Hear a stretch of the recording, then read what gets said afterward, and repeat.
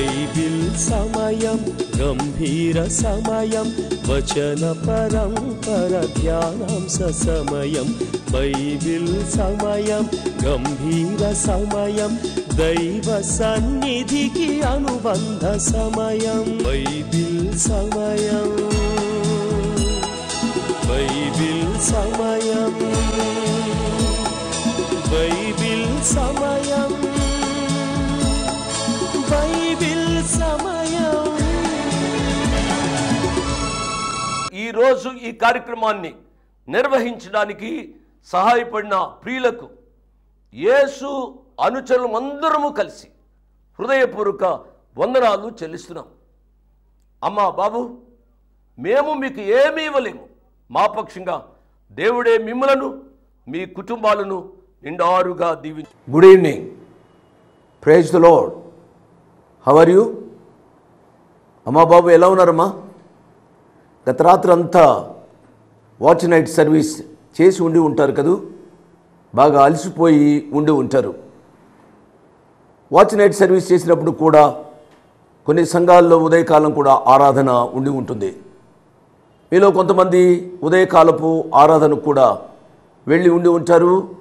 ఏదేమైనప్పటికీ నిన్న ఈరోజు చాలా అలసిపోయిన రోజులుగా ఉండి ఉంటాయి.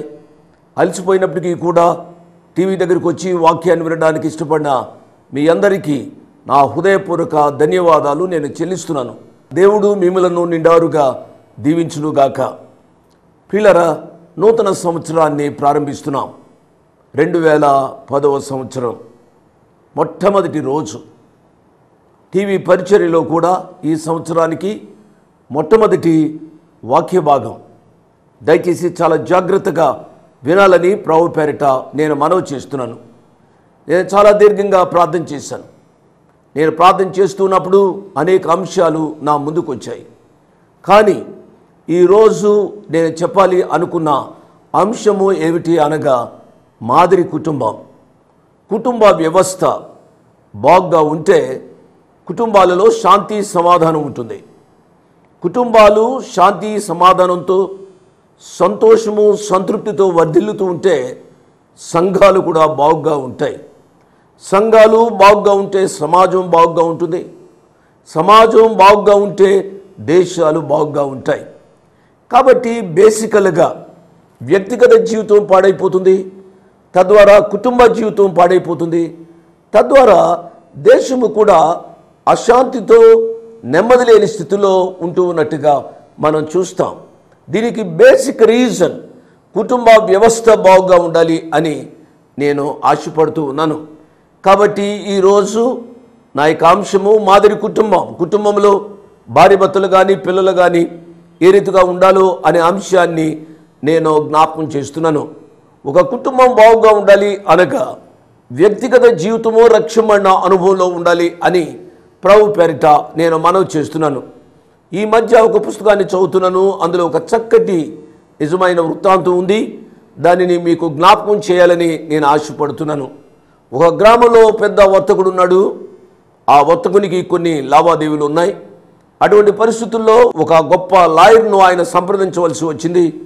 ఆ లాయర్ దగ్గరకు వెళ్తూ వస్తూ ఉండేవాడు. కానీ ఈ వ్యాపారస్తుడు యేసు ప్రభు వారిని తన సొంత రక్షకునిగా అంగీకరించిన గొప్ప వ్యక్తి. కాబట్టి ఇతని యొక్క హృదయంలో ఒక ప్రశ్న సమస్య ఉంటూ ఉండేది. ఈ లాయర్ గారికి ఏ రీతిగా యేసు ప్రభు వారిని పరిచయం చేయాలి అనే ఆశ అతని హృదయంలో ఉంటూ ఉండేది. కానీ పరిస్థితులు అనుకూలించలేదు. ఒకానొక దినాన్ని ధైర్యం చేసుకుని అతడు ఒంటరిగా ఉన్నప్పుడు ఆ లాయర్ గారిని ప్రశ్నించాడు. ఏమిటనగా, యేసు ప్రభు వారి గూర్చి మీకు తెలుసునండి, యేసు ప్రభు వారి గూర్చి ఎప్పుడైనా విన్నారా? లేకపోయినట్లయితే ఈరోజు మీకు ఆ యేసు ప్రభు వారి గూర్చి చెప్పాలి అని ఆశపడుతున్నాను అని ఆ యొక్క వర్తకుడు, ఆ వ్యాపారస్తుడు యేసు ప్రభు వారిని పరిచయం చేయాలి అని నేను ఆశపడుతున్నాను అని ఆ వ్యాపారస్తుడు చెప్పినప్పుడు యేసు ప్రభు వారి గూర్చి, యేసు ప్రభుని గురించి నాకు బాగా తెలుసు, నేను కూడా చిన్న వయసులోంచి క్రైస్తవుడినే, కానీ యేసు ప్రభు వారిని గురించి నేను అంత పట్టించుకోలేదు. ఎందుకు చేతనగా నాకు చిన్న వయసులోనే త్రాగుడు అలవాటైంది. నేను త్రాగుబోతుని, ఎందుకులే ఆయన గూర్చి అన్నట్టుగా నా జీవితాన్ని నేను సాగిస్తూ వచ్చాను అనగా, ఈ వ్యాపారస్తుడు యేసు ప్రభువారి గూర్చి సవిస్తరంగా చెప్పాడు. మారు మనసు అంటే ఏమిటో ఆయన చక్కగా వివరిస్తూ వచ్చాడు.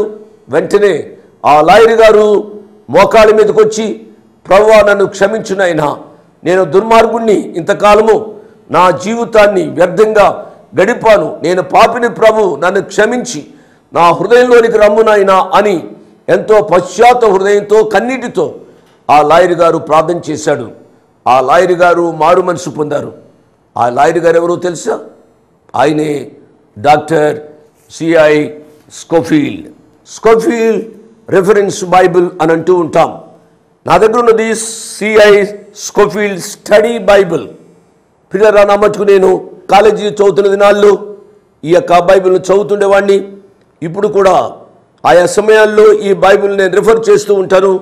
అనేక మందిని దీవించిన బైబిల్, రిఫరెన్స్ బైబిల్. కాబట్టి ఈ స్కోఫీల్డ్ ఇంతటి ఉన్నతమైన వ్యక్తి ఇంత గొప్పగా పేరు పొందడానికి ఒక బలమైన కారణం ఏమిటనగా, యేసు ప్రభువాన్ని తన సొంత రక్షకునిగా అంగీకరించాడు. దేవుని వాక్యాన్ని ధ్యానం చేస్తూ వచ్చాడు. ఏ స్టాండర్డ్ స్టడీ బైబిల్ రాయడానికి అతనికి గొప్ప అవకాశం దొరికింది. నా పిల్లరా, యేసు ప్రభువాన్ని సొంత రక్షకునిగా అంగీకరించడంలోని ఔన్నత్యాన్ని ఈ రాత్రి వాక్యాన్ని వింటున్న వారు గమనించాలి అని ప్రభు పేరిట నేను మనవి చేస్తున్నాను. నా ప్రియ తమ్ముడు, నా ప్రియ చెల్లి, ఎన్ని సంవత్సరాలు నీ జీవితంలో దొర్లిపోయినాయి? ఎన్ని సంవత్సరాలుగా క్యాలెండర్ మారుస్తున్నావు? ఎన్ని సంవత్సరాలుగా వాచ్ నైట్ సర్వీస్కి వెళ్ళావు? ఎన్ని సంవత్సరాలుగా వాగ్దానపు కార్డులు తీసుకుంటున్నావు? ఎన్ని సంవత్సరాలుగా వాగ్దాన కార్డులను తీసుకొని సంతోషిస్తూ ఉన్నావు? నీ జీవితంలో మారు మనసు పొందావా? ఈ రాత్రి నీ ముందున్న గొప్ప ప్రశ్న, యేసు ప్రభువాన్ని నీ సొంత రక్షకునిగా అంగీకరించవా లేదా అనేది ఈ నూతన సంవత్సరం మొదటి రోజున, మొదటి రాత్రి నువ్వు ఆలోచించాలని ప్రభు పేరిట నేను మనవి చేస్తున్నాను. ఇన్ని సంవత్సరాలుగా నీ ప్రియ ప్రభు నిన్ను కాపాడుతూ వచ్చాను. లెక్క చేయకుండా ఇష్టానుసారంగా జీవిస్తూ వచ్చావు. ఈ రాత్రైనా మోకాళ్ళ మీదకి వచ్చి, ప్రభువా నన్ను క్షమించునైనా, నేను దుర్మార్గుడిగా జీవిస్తున్నాను, లోకంలో జీవిస్తున్నాను, అనేక రీతులుగా నన్ను హెచ్చరిస్తూ వస్తున్నారు ప్రభు, దయతో నీ కుమారునిగా, నీ కుమార్తెగా నన్ను స్వీకరించమని ప్రార్థన చేయమని ప్రభు పేరిట నేను మనవి చేస్తున్నాను, ప్రార్థన చేస్తున్నాను. వీలును వారందరూ దయచేసి మోకరించండి, ప్రార్థనలో నాతో ఏకీభవించండి. మిక్కిలిగా ప్రేమించిన మా ప్రియ పరలోకపు తండ్రి, వందనాలు, స్తోత్రాలు నాయనా. గత సంవత్సరం అంతా మీరు మమ్మల్ని కాచిన విధానం కొరకే స్తోత్రాలు.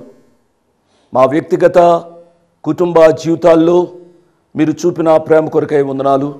కొంతమంది మా ప్రియులు అనారోగ్యంగా ఉన్నప్పటికీ మీ ప్రేమ గల హస్తం చేత ముట్టి స్వస్థపరిచారు. ఎన్నో కష్టాలు గుండా, నష్టాలు గుండా వెళ్ళినప్పుడు కూడా ప్రభువా, ఈ నూతన దినాన్ని చూడడానికి మీరు కృప చేసినందుకై వందనాలు, స్తోత్రాలు నాయనా. ప్రత్యేకంగా యవ్వన బిడ్డలను మీ కృపాహస్తాలకు అప్పగించుకుంటున్నాం ప్రభు.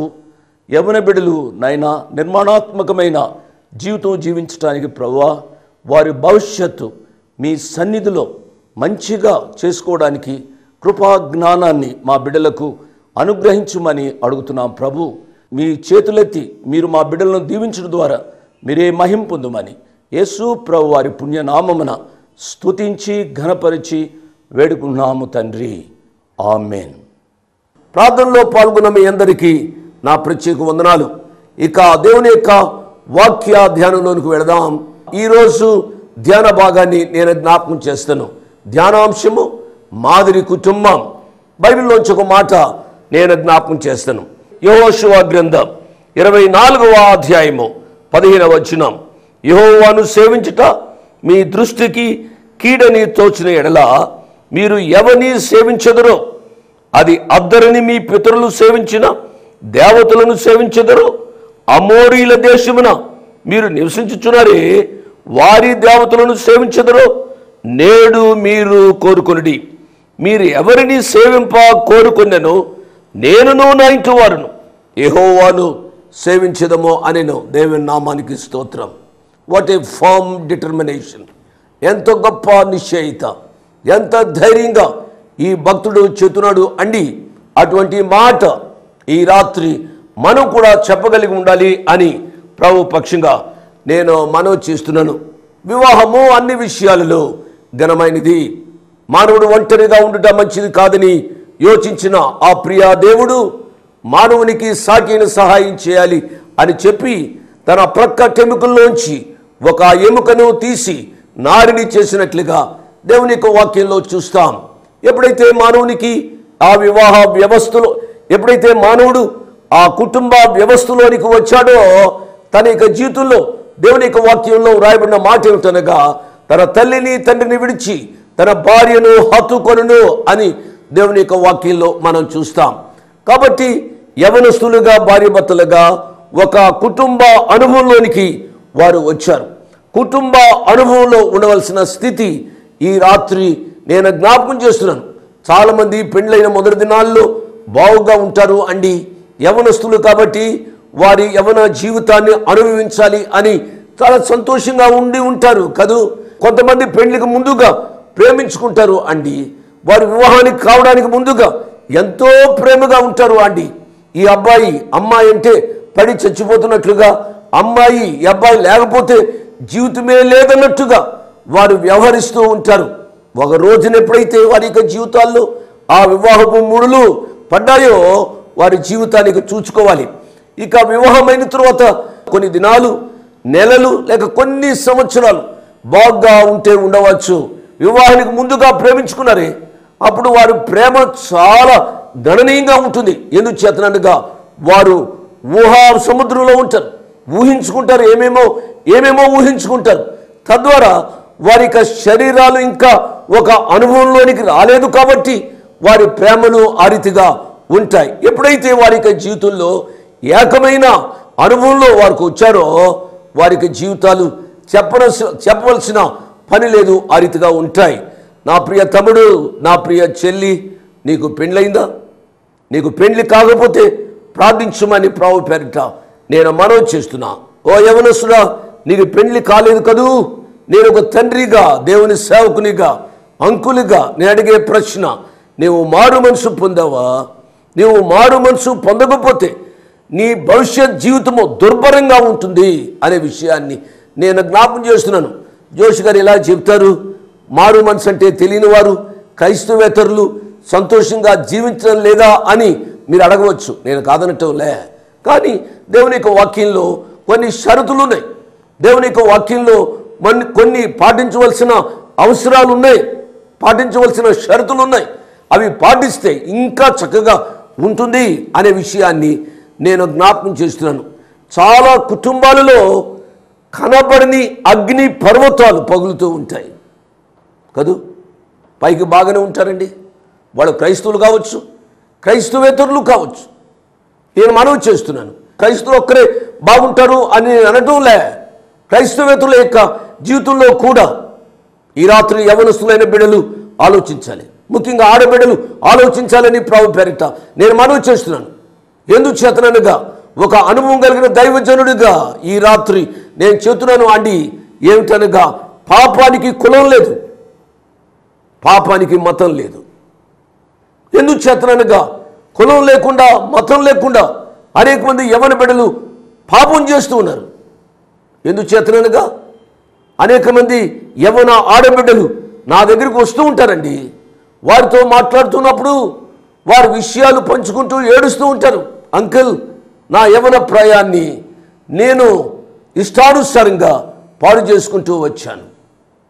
వారి యొక్క జీవితాల్లో ఈ పాపానికి కులం లేదే, ఈ పాపానికి మతం అడ్డు రాలేదే.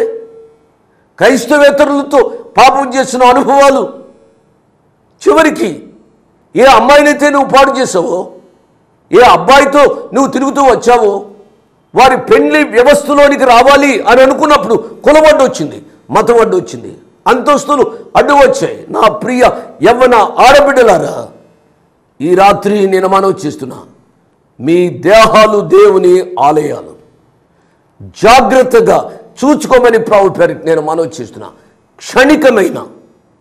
క్షణికమైన సంతోషానికి, తృప్తికి మీరు బలి కావద్దు అనే విషయాన్ని నేను జ్ఞాపకం చేస్తూ ఉన్నాను.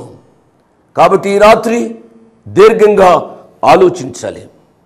వివాహమైన తదుపరి చాలా జాగ్రత్తగా మీ యొక్క కుటుంబ ప్రణాళిక సిద్ధం చేసుకోవాలి. ఏదో మొదటి రోజులు బాగా ఉంటూ దీన్ని ఎందుకు చేసుకున్నాను, ఇతన్ని ఎందుకు చేసుకున్నాను అనుకునే దానికంటే మీ కుటుంబ జీవితాన్ని దేవుని వాక్యమనే పునాదిపై, బండపై కట్టుకోవడానికి ప్రయత్నం చేయాలి అని ప్రభు పక్షంగా నేను మనవి చేస్తున్నాను. దయచేసి మీరు ఆలోచించాలి. బైబిల్లోంచి కొన్ని విషయాలు మీ ముందుంచాలి అని ఈ రాత్రి నేను మీ ముందుకు వచ్చాను. మీకు తెలిసిన విషయాలే, ఒక దైవ సేవకునిగా మీకు నేను జ్ఞాపకం చేస్తున్నాను. మీరు వీటిని ఒకసారి జ్ఞాపకం చేసుకుని తద్వారా జీవించడానికి ప్రయత్నం చేయాలని నేను మనవి చేస్తున్నా.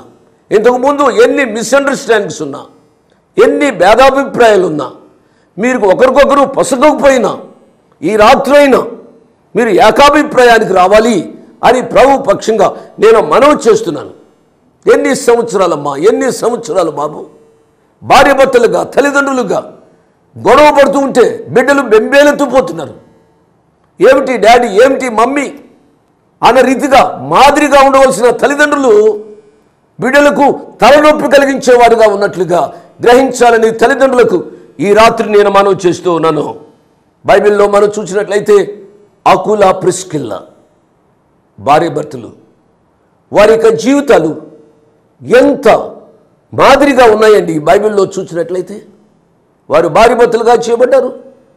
కొన్ని మాటలు నేను ఇంగ్లీష్లో మాట్లాడతాను, నేను తెలుగులో కూడా చెప్తాను అండి. They walk together. వారి భార్యాభర్తలిద్దరూ కలిసి నడిచినట్లుగా మనం చూస్తాం. వారు ఆ కుటుంబ వ్యవస్థలో వారు కలిసి నడిచిన అనుభవాలు. అవును, కొన్ని కుటుంబాల్లో భర్త అంటే భార్యకి గిట్టదు, భార్య అంటే భర్తకు గిట్టదు, ఆమె మాట అంటే అతనికి పొసగదు, అతని మాట అంటే ఈమెకు పొసగదు. వారి జీవితాలు చాలా భిన్నంగా ఉంటూ ఉంటాయి. అకుల, ప్రిస్కిల్ల దే వాక్ టుగెదర్. వారు కలిసి నడిచినట్లుగా చూస్తాం. వాక్యం వింటున్నా ప్రియ తమ్ముడు, ప్రియ చెల్లెమ్మ, మీ యొక్క జీవితాల్లో ఈ అండర్స్టాండింగ్ ఉందా? మీరు కలిసి జీవిస్తున్నారా? భర్త చెప్పడని భార్యగా, భార్య చెప్పామని భర్తగా మీ యొక్క జీవితాల్లో అటువంటి అర్థం చేసుకునే స్థితి ఉందా లేదా ఆలోచించమని ప్రభు పేరిట నేను మనవి చేస్తున్నా. కొన్ని కుటుంబాల్లో సుపీరియారిటీ కాంప్లెక్స్, కొన్ని కుటుంబాలలో ఇన్ఫీరియారిటీ కాంప్లెక్స్. జాగ్రత్తగా ఆలోచించాలి. ఈ నూతన సంవత్సరంలో అయినా మీ కుటుంబ వ్యవస్థ చాలా పటిష్టంగా ఉండాలి అని ప్రభు పేరిట ఈ వాక్యాన్ని నేను ఎంచుకున్నాను. They walk together, number 1. Number 2, they work together. వారు కలిసి పనిచేసినట్లుగా మనం చూస్తాం. ఒకరి కష్టాలు ఒకరు పంచుకున్నారు అండి. వాక్యం వింటున్నా నా ప్రియ చెల్లెమ్మ, నీ భర్త పని చేస్తూ ఉండవచ్చు, నీవు ఇంట్లో ఉండి నీవు కుటుంబాన్ని నడుపుతూ ఉండవచ్చు. నీ భర్త ఎంత కష్టపడి ఉద్యోగం చేస్తూ నీ కుటుంబాన్ని నడుపుతున్నాడో, నువ్వు ఇంట్లో ఉండి ఆ కుటుంబాన్ని ఎంతో మంచిగా ఆదర్శప్రాయంగా నడపడం అంతే కష్టమనే విషయాన్ని ఈ రాత్రి నువ్వు గమనించు. నేనేమి ఉద్యోగం చేయడం లేదు, నేను వృధాగా తింటున్నాను. No no no no. నువ్వు భారీగా ఈ కుటుంబంలో చాలా పివటల్ రోల్, చాలా ఉన్నతమైన ఆదర్శప్రాయమైన స్థితి నీకుంది అనే సత్యాన్ని నువ్వు అర్థం చేసుకోవాలి. They walk together, they work together. మూడవ మాట, దే వర్షిప్ టుగెదర్. వారు కలిసి దేవునిని ఆరాధించినట్లుగా మనం చూస్తాం. వాక్యం వింటున్నా ప్రియ తమ్ముడు, నువ్వు రక్షింపబడ్డావా? నువ్వు రక్షింపబడి నీవు నీ భార్యను ప్రభువులోకి నడిపించగలిగావా? వాక్యం వింటున్న ప్రియ చెల్లి, ప్రియ పాప, నువ్వు రక్షింపబడ్డావా? రక్షింపబడి నీవు నీ భర్తను ప్రభువులోకి నడిపించావా? నేను రక్షింపబడ్డానండి, నా భర్త ఇంకా రక్షింపబడలేదు. ఎందుచేతనగా నా భర్త క్రైస్తవేతరుడు, నన్ను బైబిల్ చదవనివ్వడు, నన్ను ప్రార్థన చేయనివ్వడు. మా అత్తమామలు కూడా నన్ను గూర్చి పెద్ద పట్టించుకోరు, వారు నేనంటే ఇష్టపడరు. వాళ్ళు లేనప్పుడు బైబిల్ చదువుకుంటాను. పాప, దేవుడు నిన్ను చూస్తూ ఉన్నాడు. నీ కన్నీటిని తుడిచే రోజు రాబోతుంది. ఎంత కష్టంలో ఉన్నా నీ ప్రభువును మర్చిపోవద్దు అని ప్రభు పేరిట నేను మనవి చేస్తున్నాను. కొంతమంది పాపలు నాకు ఫోన్ చేసి నాతో పంచుకుంటూ ఉంటారు. అండి అంకుల్, నేను పూజలు చేయవలసి వస్తుంది, నేను పూజలు చేయకపోతే నా భర్త ఊరుకోడు, నా అత్తమామలు ఊరుకోరు, నా ఆడపడుచులు నన్ను కాకుల్లా పొడుచుకుని తింటారు. అంకుల్, నేను పూజ చేస్తూనే అంతరాత్మలో యేసు ప్రభు వారిని ప్రార్థన చేస్తాను. థ్యాంక్ యూ పాప, దేవుడు నిన్ను దీవించునుగాక, దేవుడు నీ కన్నీటిని తుడుచునుగాక, దేవుడు నీ భర్తను అతి త్వరలో రక్షించునుగాక, మీ కొరకు నీ కొరకు మలాటి వారం ప్రార్థన చేస్తామో అనే విషయాన్ని నేను జ్ఞాపకం చేస్తున్నాను. They walk together, they work together, they worship together. వారు కలిసి ప్రార్థన చేశారు. మాదిరి కుటుంబంలో భార్య భర్తలు ఈ రీతిగా ఉండాలి అని ప్రభు పేరిట నేను మనవి చేస్తున్నా. వారు కలిసి నడిచారు, వారు కలిసి పనిచేశారు, వారు కలిసి దేవుణ్ణి ఆరాధించారు. ఈ రాత్రి సత్యాన్ని మన హృదయంలో అంగీకరించాలని మనవి చేస్తూ ఉన్నాను.